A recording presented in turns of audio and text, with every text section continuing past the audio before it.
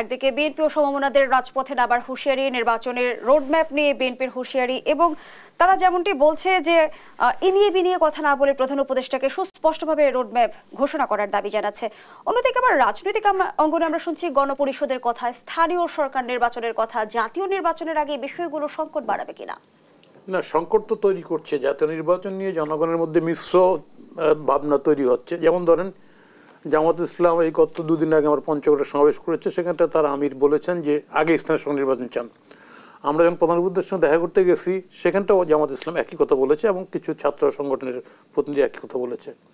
বিষয়টা হচ্ছে যে এটা বেসিক ডেমোক্রেসির সময়, আইয়ুব খানের সময় আমরা এরকম একটা নির্বাচন আমরা দেখেছি। কারণ ওইটা উনি রাজনীতির ওনার ক্ষমতার কেন্দ্রবন্দি করেছিল ওই ইউনিয়ন পরিষদটাকে আর কি, ইউনিয়ন কাউন্সিল পরিষদ। যাই হোক, তো এখন ধরেন যে এখানটা কি ডিজাইনে আগে করতে যাচ্ছেন ওনারা স্থানীয় সরকার নির্বাচন, এটা আমাদের বোধগম্য না। প্র্যাকটিক্যালি জাতীয় সমস্যা হচ্ছে জাতীয় নির্বাচন। তো ফলে ন্যাচারালি এই নির্বাচনটাই করা উচিত এবং করার জন্য সামগ্রিক কার্যক্রমটা গোটা সাজানো উচিত। এক্ষেত্রে সরকার যদি ফেইল করে, উপলব্ধি করতে ফেইল করে, কারণ এমনি সরকার আইন শৃঙ্খলা ট্যাকেল করতে পারছে না। আপনি জানেন এটা অস্বাভাবিক ব্যাপার যে সরকারের কি বলা যায়, স্বরাষ্ট্র উপদেষ্টা ৩টার সময় উনি প্রেস কনফারেন্স করতেছেন, তখন জেগে থাকা এখন তো ক্রিমিনালরা, বাকি পাবলিক কিন্তু সব ঘুমায়, তাই না? তো ফলে এটার কি বলবেন, এটার ব্যাখ্যা কী দিবেন?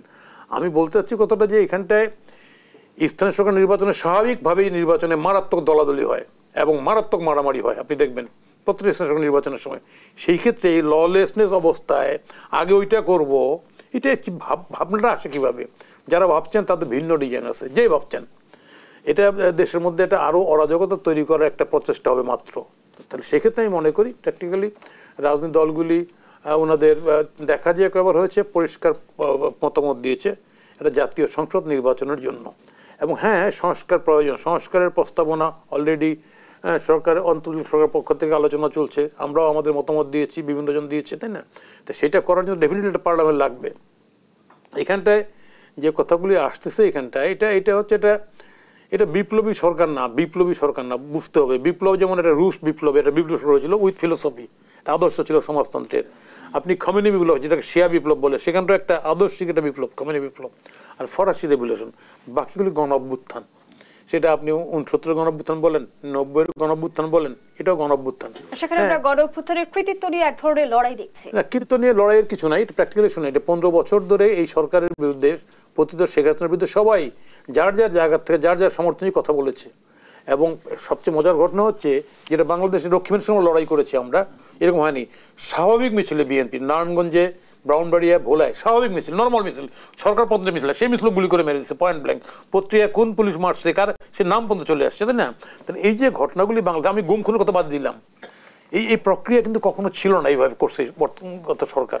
তার ফলে এই সরকারের বিরুদ্ধে, শেখ হাসিনার বিরুদ্ধে চূড়ান্ত আন্দোলনটা ছিল। হ্যাঁ, বলবেন যে হ্যাঁ, আন্দোলন একটা পর্যায়ে ফসল কাটার যখন মৌসুমটা ফসল পেকে গেছে না, তখন চূড়ান্তভাবে এই কাজটা করছে। তার স্যালুট দেন।